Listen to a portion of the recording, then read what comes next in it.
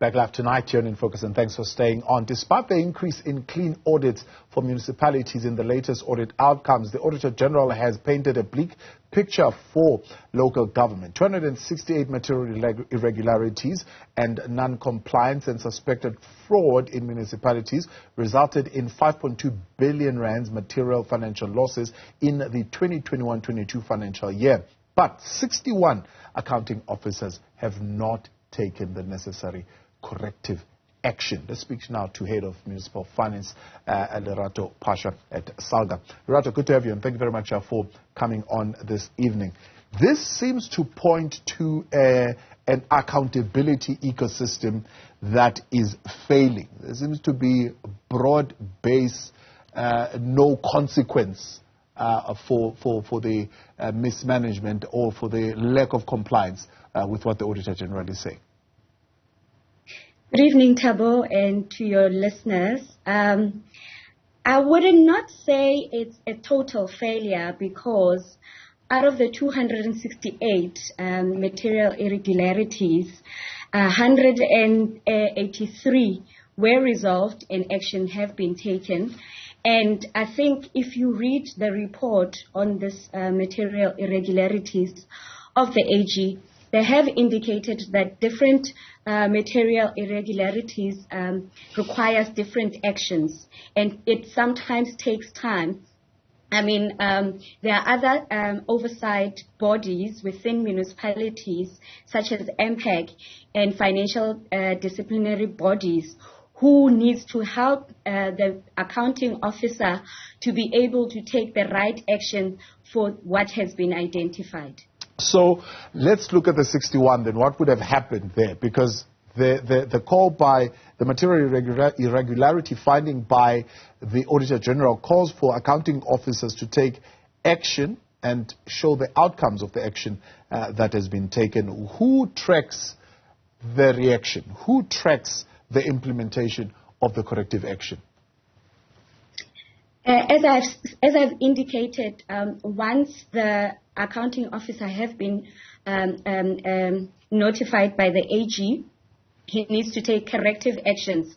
But the processes that needs to follow again is the accounting officer then refers different irregularities to different oversight structures within municipalities and waits for the outcomes of those structures. I think one key aspect is one of the issues is the time frames that sometimes those structures take to resolve on those issues and report back to the municipal manager so that they can take appropriate action. So these are some of the challenges that some of the accounting officers are unable to take action without the proper investigation and the proper processes to unfold before he can make that decision. So if I hear you clearly, then you're saying this is delay on the part of committees at council. So it's the work of council that is letting these municipalities down, that the accounting officer would have taken this to the council and the various committees, depending on which irregularity we are talking about. And you're saying the delays are there. What is the challenge? What is the hold up in those committees? And why are those committees not taken to task for their inaction or delay in acting? No, let me just clarify. As I said, different actions needs to be taken, and some of the actions take longer than 6 months to 12 months for them to be resolved, and I think the Auditor-General has highlighted those issues. So it's not an issue of delays, it's an issue of the time frames that is required for the proper investigations to be done so that an appropriate action is taken. But I don't see why, if there are actions that are trackable, you cannot submit that to the Auditor-General, because it says here you requested to take action, but to track the implementation of the corrective actions. Doesn't have to be complete, but you at least have got to show a record of where you are in that particular process. Yes, I think the issue is the reporting part of the actions that could have been taken. That might be an a deficiency on the part of municipal managers to report back to AG, but that does not mean that actions have not been taken within those municipalities. But then also, when you see that there are challenges in fixing the irregularities, you're supposed to have a mechanism of providing support. And I suppose, Salga, you need to play your role there as well.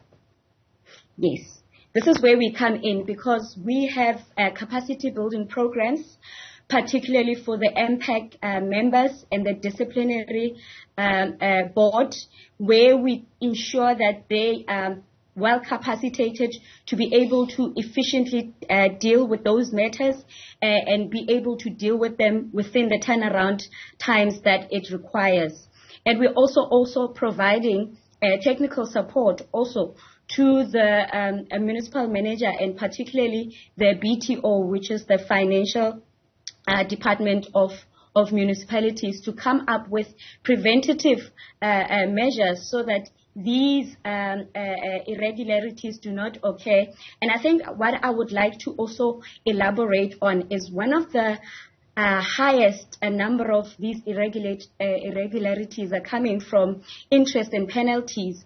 And as you know that municipalities are owed money, and they currently have challenges in collecting the 306 billion that is being owed to them. As a result, utilities are charging municipalities interest and penalties, and that constitute to this number of irregularities that have been reported. So some of these challenges are as a result of municipalities also experiencing external factors of collection from communities that are unable to pay municipalities. These particular municipalities, I'm worried, the Auditor-General saying that, as you mentioned, the others have interacted with her. 182.7 million financial losses were recovered, 18.5 million financial losses were prevented from taking action, right? 310 million financial losses was in the process of being recovered just from taking action. But these municipalities just did not respond. Just did not respond. You know, treating this whole process with absolute impunity. They just did not respond. She says, I got confirmation from the provincial executive. I've written to and asked them to deal with the specific matter. I got confirmation they are attending to them. But there's just no response. I think, Thabo, one of the issues that needs to come in is also capacitating the accounting officers within those municipalities on the appropriate actions that needs to be taken, and ensuring that which timeframes are required to respond and report to the AG on progress that have been made. So I think that's an element of ensuring that there is sufficient capacity within those municipalities to write quarterly reports. They don't have capacity to write quarterly reports, because she says, we must insist on quarterly reports that are taken at least to provincial legislatures. Correct. Hence I'm saying that in terms of the actions that have been taken, the accounting officers are empowered to ensure that they report. And it's something that we also as Salga needs to investigate, to say what are the challenges within those municipalities so that they can be assisted, because I don't think it's an issue of malicious intent that they don't want to report. There may be other issues that need further investigation in terms of why they are not reporting as regularly as the AG requires. And when you look at the health of those 61 municipalities financially, how are they doing? What's their impact? Majority of the municipalities that have been identified have received poor audit outcomes before, and there has been interventions from National Treasury, Salga, and DCOC to be able to assist these municipalities to improve the financial, not just the financial health, because some of them are forming part of this debt relief, and we part of that debt relief is to ensure that if there is financial reforms, particularly in the areas of revenue improvement and revenue enhancement, so that and also internal controls and ensuring that there is we assist them to comply with these laws and regulations that they've been challenged to comply with in the previous financial year. So let's look at some of the expected action that the Auditor-General is saying. This is what I'm expecting to have happened. One, capacitate internal auditors, you've already mentioned, so that they can perform proactive reviews of contracts and so on and so forth. But two, the accounting officer must be held accountable for any non-compliance that results in unauthorized expenditure. So obviously the accounting officer is not going to take action on himself. Somebody else needs to take action on the accounting officer. Yes, I think the rules of who needs to take action against the accounting officer, it is the role of council to make that determination, and council is empowered to ensure that it makes the right decision in terms of holding the accounting officer accountable. But it is also, the accounting officer is also empowered to also take action for any irregularities that, and I think they need to be well informed and capacitated to ensure that they do not, they do take those actions without fear without fear or any favor, because the law empowers them to take those actions. And so what is the action that is available now at this particular point? I mean, the mayor, as the executive mayor of these various municipalities, have they made any undertakings, any commitments? What is the overall action that has been taken, for example, around the root causes of these significant findings? Because if you look at some of the root causes, the Auditor-General telling MPs that here's what she identified, right? Payments for goods and services not received, unfair and uncompetitive procurement, ineffective use of financial consultants, value for money not received, revenue not billed, interest of penalties on late or non-payments, as well as assets and investment losses. I mean, these are significant findings. Yeah. I think in the area of revenue enhancement, National